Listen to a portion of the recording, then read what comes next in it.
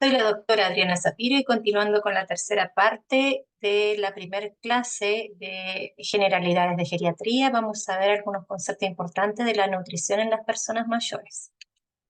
Y continuando, los contenidos de esta presentación son los cambios fisiológicos con el envejecimiento, factores de riesgo y causas de disminución de la ingesta, requerimientos nutricionales en las personas mayores, cómo hacer un tamizaje nutricional, la evaluación nutricional subjetiva, que es muy importante en estos pacientes, la evaluación antropométrica de las personas mayores, los signos clínicos de carencias específicas, indicadores de malnutrición o desnutrición y recomendaciones nutricionales que vamos a hacer en este grupo. Hay cambios fisiológicos con el envejecimiento que alteran la absorción de algunos alimentos y también pueden alterar la composición corporal. En general, con el envejecimiento hay una disminución de la masa magra, 2 a 3% por década. Es frecuente que disminuye la actividad física, el efecto del ejercicio se pierde después de 2 días de no hacer ejercicio, así que incluso las personas mayores cuando se hospitalizan tienen un grave deterioro en la pérdida de la masa muscular.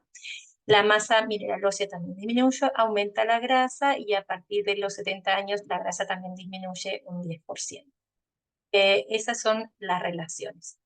En el aparato digestivo también los cambios en la boca, la atrofia de la mucosa oral, la xerostomía fisiológica, y todo esto causa una baja ingesta alimentaria, pérdida dentaria y alteración ósea mandibular, dificultad masticatoria, alteración de la percepción de los sabores que disminuyen, que no huelen, el gusto de los alimentos no es lo mismo. La pérdida de dientes se vincula mucho a alteraciones eh, de la masticación y la alimentación, lo que conlleva muchas otras enfermedades. Por eso la meta de la Organización Mundial de la Salud para la salud del adulto mayor o las personas mayores es la conservación por lo menos de 20 a 22 dientes. Aunque uno empieza a ver y hay muchos pacientes que tienen prótesis dentaria y no tienen ningún diente. Las prótesis dentarias igual necesitan atención por odontólogos, por más que tengan prótesis, porque los huesos de la mandíbula y el maxilar superior se van modificando y hay que ir modificando las prótesis y hay enfermedades de la boca. Hay cambios también en el tracto digestivo bajo y alto que alteran la absorción de nutrientes y favorecen la aparición de varias enfermedades.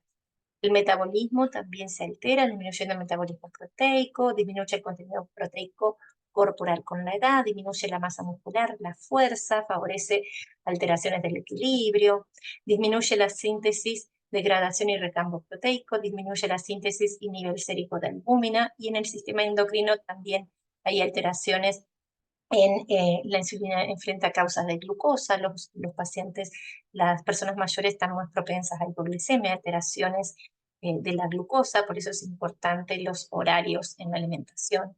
Y también disminuye la respuesta de la célula del páncreas a situaciones de baja de glucosa. Entonces, hay factores de riesgo que nos debe poner en alerta a las personas mayores que puede estar en una situación de riesgo. Incluso puede haber iatrogenia por indicación de algunos fármacos por ejemplo, en anorexia y alteraciones digestivas por fármacos, dietas muy restrictivas, indicaciones que hacemos demasiado restrictivas, a veces no son recomendadas en personas mayores que pueden llevarlo a la desnutrición, o alimentos inadecuados, el ayuno prolongado le hace muy mal.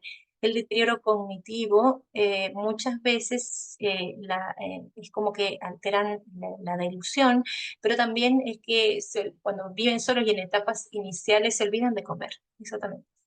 El metabolismo, hay actores sociales, la pobreza, el aislamiento social, todo eso puede llevar a alterar justamente el metabolismo en deterioro funcional. Bueno, el deterioro funcional de la persona, la depresión, la fragilidad, todo eso hace que la persona esté en un estado de riesgo de la parte nutricional también. ¿Cuáles las causas de la ingesta de los alimentos? Es multifactorial y puede ser por causas orgánicas, problemas orales, gastrointestinales, presencia de enfermedades, visión y audición disminuidas, alteración del gusto y olfato, como dijimos, o deterioro mental, problemas cognitivos, incluso también en la parte psicosocial, la depresión, la soledad, la apatía que es frecuente en este grupo de personas, o la intolerancia real o percibida dado por medicamentos, por disposibilidad física, por alcoholismo, pobreza, factor cultural religioso que también se restringe en algunos alimentos, y también por la accesibilidad, porque a veces no tienen acceso por problemas económicos también a acceder a alimentos. Recordemos que muchas de las personas mayores son de medios socioeconómicos deficitarios. La indicación de ejercicio va a ser muy importante acompañando la nutrición para mantener una buena masa muscular, porque uno de los problemas muy frecuentes que vemos en las personas mayores es la sarcopenia. Hay una sarcopenia en que uno dice es probable que tenga sarcopenia, en que uno sospecha que puede tener sarcopenia, hasta que después sea objetivable. En la etapa probable hay que hacer intervenciones. Cuando uno reconoce que hay disminución de la masa muscular, que hay una disminución en la fuerza muscular, debe plantearse la posibilidad de la sarcopenia. La disminución de la masa muscular en la edad se asocia a una disminución de la fuerza y disminución de la función muscular. Hay una disminución de la capacidad funcional, aumenta el riesgo de morbilidad y mortalidad, y es el ejercicio es una de las pocas intervenciones que revierte consecuencias de la sarcopenia, así que hay que motivar a hacer ejercicio. Bien. Otra cosa que en relación a la sarcopenia, después se puede objetivar con bioimpedanciometría o de otras formas, pero lo importante es sospecharla y hacer una intervención precoz. Hay requerimientos nutricionales, los requerimientos nutricionales va a ser variable de acuerdo a la situación en que estemos. Una persona cursando una enfermedad necesita más requerimientos nutricionales, algún estrés, o lo mismo que si hace ejercicio. En este caso se presentan como el factor de actividad que tenga en reposo, no es lo mismo que hacer una actividad ligera o una más intensa, ¿sí? Y la recomendación que se hace para hombres y mujeres también tiene alguna diferencia en relación a la cantidad de kilos, las kilocalorías al día que se requieran y la cantidad de proteínas, grasas, hidratos de carbono. Por eso es conveniente la consulta con nutricionista para organizar una dieta, un aporte nutricional balanceado. La interacción entre las drogas y nutrientes también puede ser, la deficiencia nutricional generalizada por disminución del apetito, deficiencia nutricional específica también por la absorción de algunos nutrientes en el caso del alcohol, vinculado a algunas vitaminas, aumento del recambio, por ejemplo, por laxantes, los alimentos no llegan a absorberse, o por la competencia con el nutriente con otros sitios de acción, cuando se dan los alimentos los fármacos junto con algún alimento nutriente que altera la absorción, o en las dietas también el consumo de algunas hierbas, algunos tés también pueden alterar la absorción de algunas vitaminas y de hierro. Las vitaminas, minerales, los nutrientes que son los macronutrientes, micronutrientes necesarios que son para la alimentación de las personas mayores, vamos a mencionar algunos. Los minerales como el calcio y el fósforo, si, de por sí las personas mayores tienden a perder calcio con el paso de los años y favorecer la osteoporosis, pero en la medida que tenga un bajo aporte, peor es. Entonces la osteoporosis favorece fracturas patológicas que se presentan más frecuentes en la persona mayor. Hay una relación con la vitamina D y también con el ejercicio, porque el ejercicio disminuye la posibilidad de perder calcio. También a una menor adaptación la baja ingesta de calcio, o sea, puede haber una baja ingesta, pero también una alteración en la absorción. En el caso de alteraciones hormonales como el hiperparatiroidismo, también puede haber una pérdida excesiva de calcio. Se recomienda 1.200 miligramos de calcio al día y 800 unidades de vitamina D, que a veces es necesario más unidades de vitamina D porque es frecuente encontrar un déficit de esta vitamina. El hierro, su bajo consumo no es la principal causa de anemia. Cuando uno ve anemia en una persona mayor, tiene que pensar en otras causas que produzcan anemia, como son las enfermedades crónicas, alguna enfermedad oncológica o las pérdidas. Se asocia más en tus enfermedades al consumo excesivo de medicamentos que pueden generar sangrados o las enfermedades que también generan eso. La menor absorción puede ser en el caso de hipocloridria, entonces hay que tener cuidado en personas que son usuarias de omeprazol, lansoprazol y fármacos que bajan la acidez del estómago. ¿sí? El zinc es muy importante también en el crecimiento celular, en la reparación de heridas, en las funciones inmunológicas, en el sentido del gusto. Entonces hay que evaluarlo y también puede ser un suplemento que se puede administrar. La fibra, muy importante para prevenir el estreñimiento. Se recomienda consumir en grandes cantidades, es también protector de enfermedades crónicas, de enfermedad coronaria y también con el cáncer. Así que es muy importante recomendar el consumo de fibra. La vitamina B12, la deficiencia de esta vitamina es común en las personas mayores, se asocia a problemas metabólicos, hematológicos, cognitivos, de neuroconducción, neuralgias, alteración de la sensibilidad, ¿sí? Neuropatías, así como lo vemos también en el paciente diabético. En parte resultante de la atrofia de la mucosa gástrica que se produce con el envejecimiento y también, bueno, por otras enfermedades gástricas también puede ser. Y los requerimientos estimados ahí aparecen de 2,5 microgramos al día, ya sea en forma de suplemento vitamina B12 o alimento fortificado en vitamina B12, se puede hacer y realmente uno ve cómo mejoran los pacientes. Por eso yo creo que en Arica hay una costumbre de administrarse el neurobionta, pero hay que tener cuidado porque después nos encontramos con valores muy altos de vitamina B12, que también, bueno, hay que ver diagnósticos diferenciales porque puede aumentar esta vitamina. La vitamina D es muy importante, antes no se buscaba, no se pesquisaba y ahora que pesquisamos encontramos que muchas personas tienen baja en vitamina D, que disminuye la fortaleza, que dan dolores musculares. A partir de los 50 años se va perdiendo la vitamina D y los requerimientos aumentan y entonces la ingesta de vitamina D se logra como es, disminuyendo, o sea, al tomar vitamina D logramos disminuir la pérdida de la masa ósea.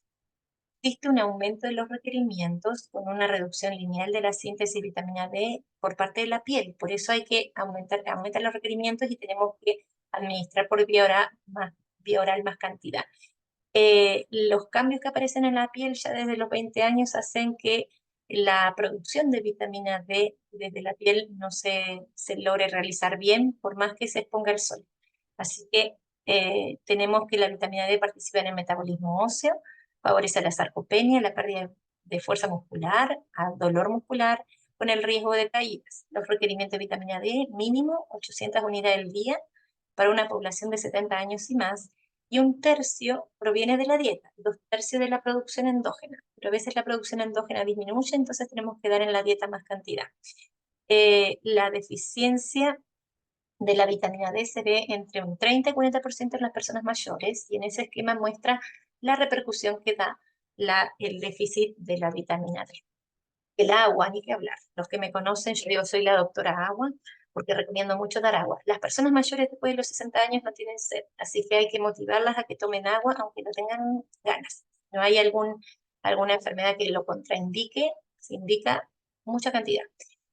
Muchas enfermedades degenerativas empeoran por la tendencia a la deshidratación que tienen las personas mayores. La deshidratación es una complicación común de las enfermedades agudas de las personas mayores y como regla general las personas mayores requieren 30 miligramos por kilo de agua al día. Esto podría ser insuficiente si es una persona de bajo peso y al menos que no tenga una enfermedad renal, que no elimine bien los líquidos o que no maneje bien los líquidos con una insuficiencia cardíaca o una hiponatremia, una situación así muy puntual, en general no se contraindica la cantidad de agua y las personas deberían las personas mayores por lo menos recibir 1,5 litros de agua al día, 1.500 mililitros al día.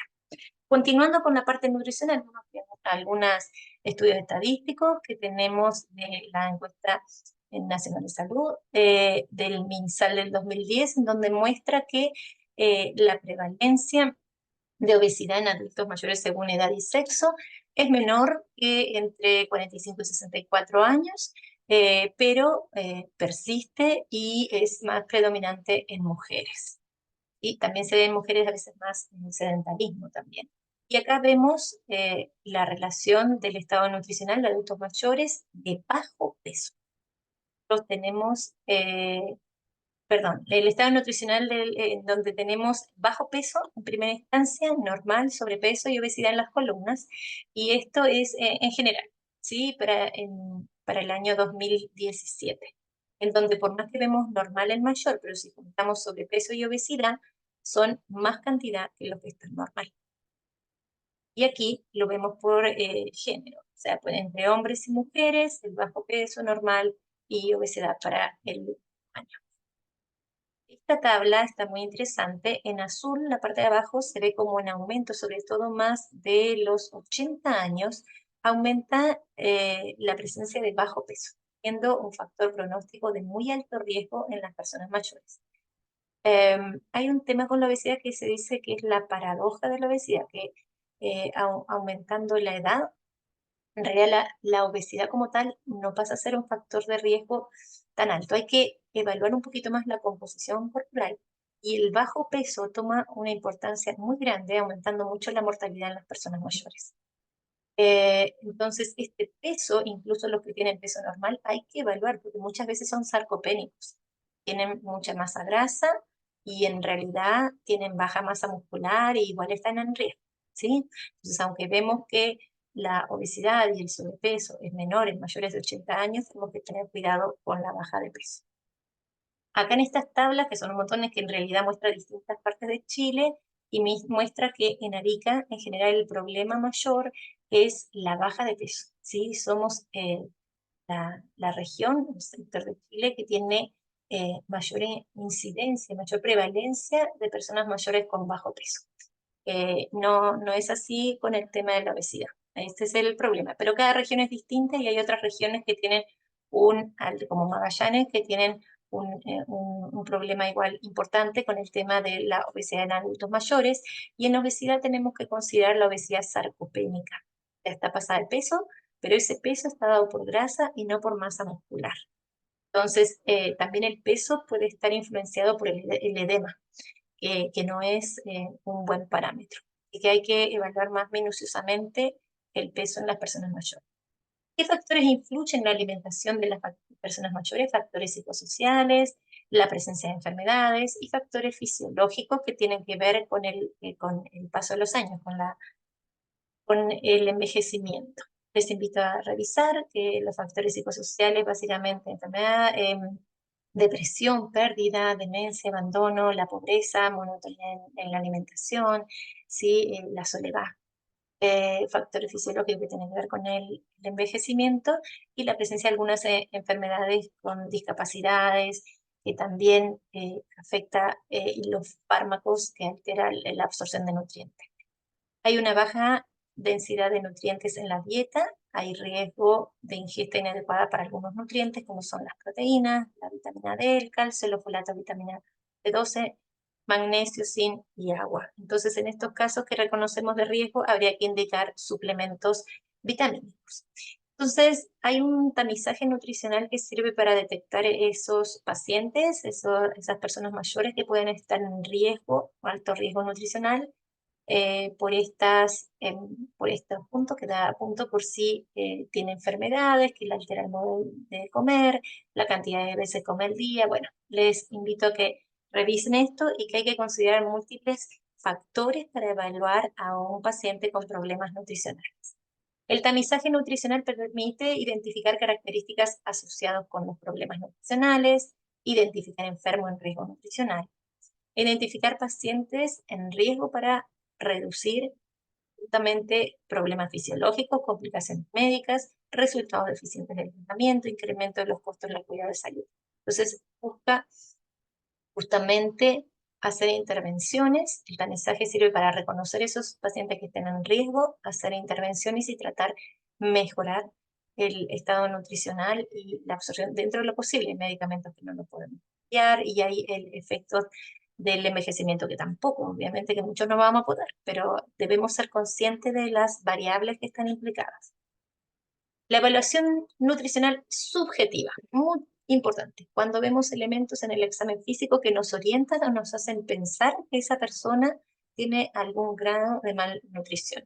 Es la integración de antecedentes históricos y físicos de una persona para detectar problemas nutricionales. O sea, igual hay elementos de la anamnesis. Por ejemplo, si nosotros reconocemos que es una persona que ha estado con un cuadro de deposiciones líquidas y vómitos, no es devolución, aunque su IMC sea normal, aunque su peso sea normal, vamos a ponerlo en alerta porque sin duda es un paciente de alto riesgo de deshidratación, desnutrición, porque obviamente no está con deposiciones líquidas, no está absorbiendo los nutrientes, ¿sí?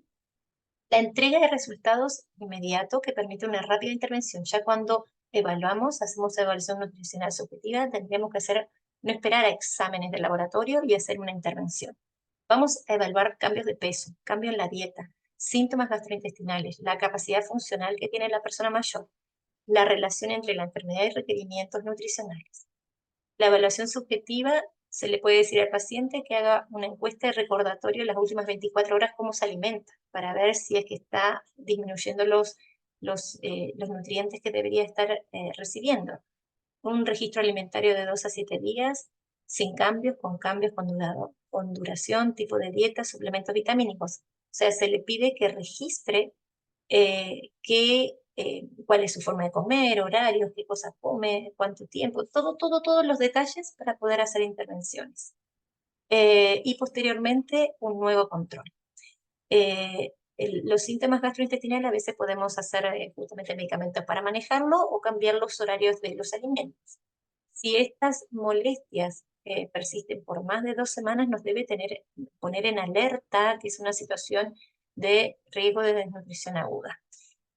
¿Cuáles los síntomas que están alerta? Las náuseas, los vómitos, la diarrea o deposiciones líquidas, la anorexia. Entonces, para la evaluación del estado nutricional, vamos a considerar varios aspectos que se evalúan, como es, por ejemplo, el estado nutricional global, que lo evaluamos con el peso, la reserva energética, que podemos medir los pliegues cutáneos, y la evidencia bioimpedanciometría, que me permite identificar la composición corporal. Las proteínas esqueléticas con el perímetro muscular de brazo y la creatina uniránea en 24 horas. Las proteínas viscerales se pueden evaluar con la albúmina sérica, la transferina sérrica, la prealbúmina y la proteína transportada del retinol.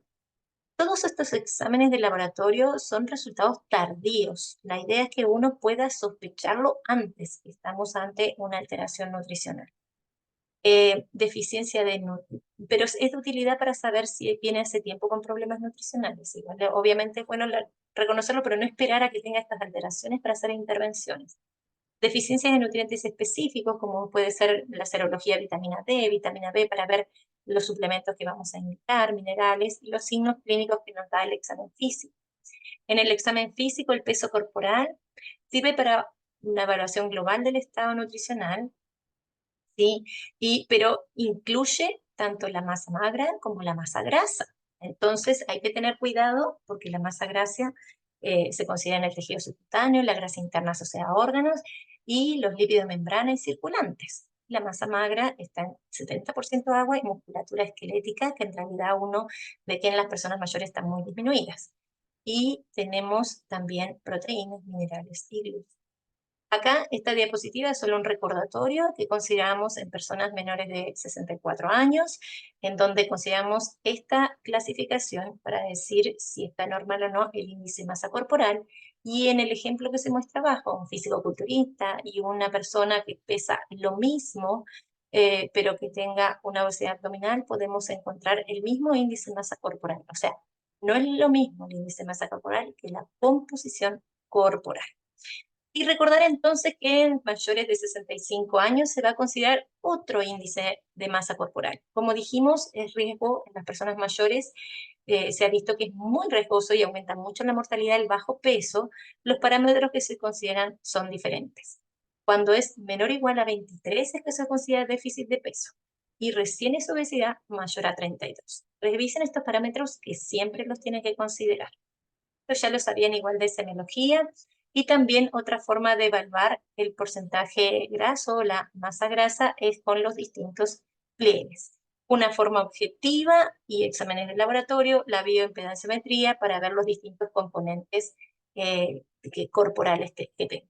Un paciente que no se puede levantar, un paciente que está en cama y no se puede mantener de pie.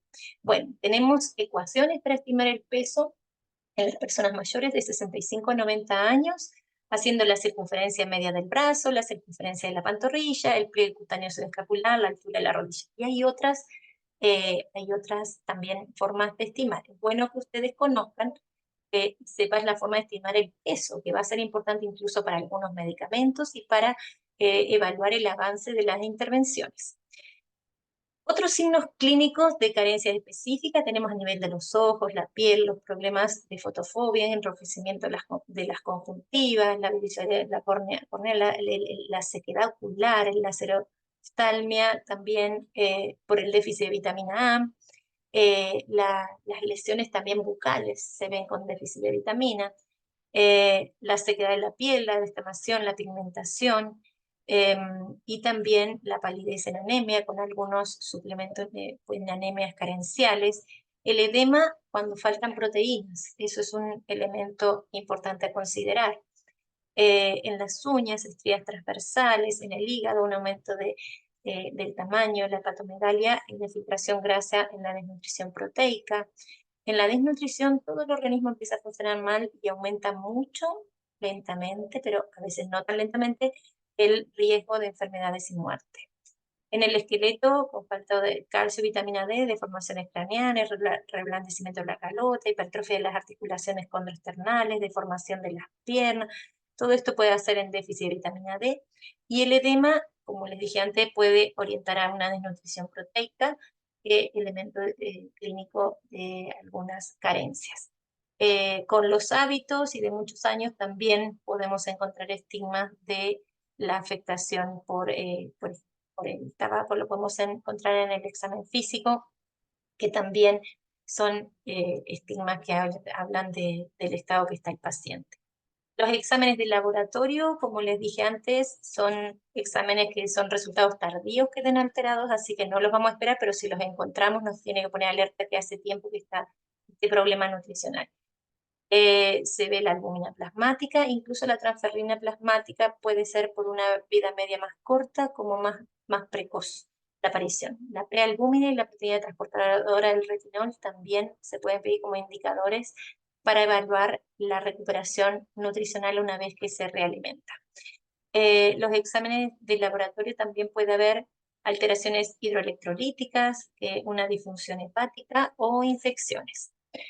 Indicaciones de malnutrición: pérdida de peso significativa en un periodo de tiempo, la pérdida de peso en el 5% de peso en un mes, cambio del estado funcional, problema en la actividad física y mental, patrón de consumo alterado, baja ingesta calórica, albúmina sérica menor a 3,5, antropometría de perímetro braquial y pliegue espontáneo disminuido. La obesidad también nos tiene que poner en una situación de malnutrición, ¿sí? Porque muchas veces es obesidad sarcopénica, enfermedades debilitantes, apariencia física, sin indicador de problemas nutricionales.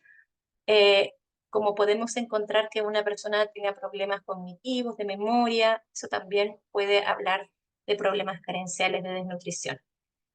En la desnutrición, el síndrome clínico es consecuencia del balance energético y proteico negativo y ocurre cuando los requerimientos no se cubren por la dieta. ¿Sí? Una prevalencia del 9%. Cuando es predominantemente calórica, se llama también marásmica, y cuando es predominantemente proteica, es kwashiorkor. Este tipo de desnutrición se describieron mucho en pediatría. Y acá, bueno, encuentra, pero en general es mixta. Eso es lo más frecuente en las personas que tienen tanto calórica, o sea, déficit de calorías y déficit de proteínas. ¿Sí? Y aquí aparecen las alteraciones, disminución de las masas musculares, las proteínas, bueno, ya lo habíamos mencionado esto. Y acá hay una tabla en donde cómo es las características clínicas de cuando es una desnutrición sobre todo calórica o proteica o mixta. El ingreso en la dieta en relación a los requerimientos, si es menos a los requerimientos, vamos a estar en una situación de desnutrición.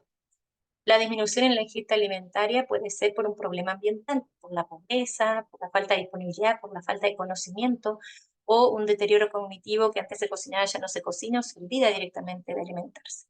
Puede haber causas secundarias a distintas patologías, puede haber anorexia, alcoholismo, cánceres, infecciones, enfermedades metabólicas, psicógenas, depresión, anorexia nerviosa y también problemas digestivos que de pérdida de nutrientes. Esta diapositiva es muy importante y hay que considerar. Pregunta de prueba, como dice. qué? Porque es muy importante cuando estamos frente a una persona mayor estar atento a las 9D o cuáles son los elementos de pérdida involuntaria de peso en las personas mayores. Debemos sospecharlo cuando hay depresión, demencia, múltiples drogas, la polifarmacia, la disfagia, la disgeusia, las deposiciones líquidas o la diarrea, problemas de la dentadura, deterioro funcional y distintas enfermedades. En estas son las situaciones que nos debe poner en alerta. ¿Cuáles son las recomendaciones dietarias? Incluso en obesidad vamos a hacer, porque, y tampoco no vamos a buscar que llegue al peso ideal, pero sí de a poquito lo que buscamos es una buena alimentación. Hay personas que, por más que el IMC muestre de obesidad, no están bien alimentadas. La diabetes, intolerancia a la glucosa también debe ser, enfermedades cardiovasculares, algunos cánceres tienen peor evolución si hay obesidad o bajo peso, pulmón, mama, colorectal, próstata, entre otros, que les afecta el estado nutricional o que el mismo cáncer puede afectar el estado nutricional. Algunas veces el estado nutricional altera la evolución del cáncer y otras veces el cáncer determina alteraciones nutricionales, la osteopenia y osteoporosis.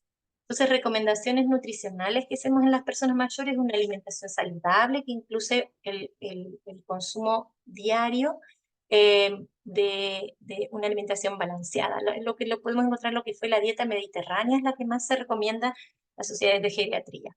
Abundantes frutas y verduras, que se recomienda consumir al menos 5 porciones de verduras y frutas diariamente, incluyendo cereales y legumbres no procesados. Después en otra diapositiva viene un esquema un poquito mejor. Tomar leche y yogur con poca grasa, siempre y cuando no haya intolerancia a la lactosa. Siempre tenemos que ver el paciente en forma individual.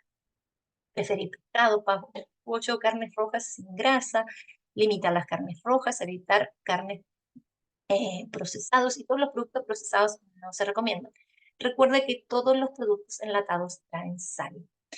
Y en pacientes hipertensos hay que tener cuidado, sin ser una dieta restrictiva, limitar el consumo de sal.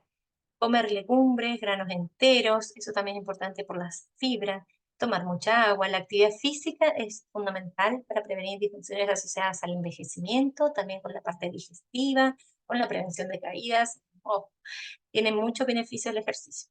Mantenerse en rangos adecuados para mayores de 65 años del IMC y limitar el consumo de alcohol a 1 porción para mujeres y 2 porciones para los hombres, siempre y cuando no haya una patología, porque si hay una cirrosis o algo, vamos a decir que el alcohol no. Acá hay una pirámide que es de alimentos para la población mayor de 70 años, que es el Manual de Geriatría de la Universidad Católica de Chile, que les recomiendo revisar, en donde la base es el agua, los cereales, las frutas, las carnes, y acá en esta tabla resume un poquito más qué son las recomendaciones que podemos dar a una persona mayor. Esto es del INTA, ¿sí? Así que esto no lo voy a leer, lo van a después revisar en los materiales. Acá son algunos, les quise poner algunos ejemplos de recomendaciones y educación a los pacientes, donde se fijan, por ejemplo, también es importante que no pasen muchas horas sin comer y que cumpla con desayuno, colación, comida, colación, cena, así como en realizar los 5 tiempos de una comida balanceada. Ahí aparece, así que les recomiendo que vean que es la misma información que se da a los pacientes, en donde se recomienda que junto a la dieta, la parte del ejercicio, evitar actividades también sedentarias. La bibliografía que se ocupó para esta presentación, y les pido paciencia, porque la verdad que 5 clases de geriatría no son suficientes para ver todo lo de geriatría, lo vamos a estar complementando con otras actividades en las partes prácticas, pero este tema de generalidades de geriatría es fundamental para su futuro profesional. Todos los éxitos.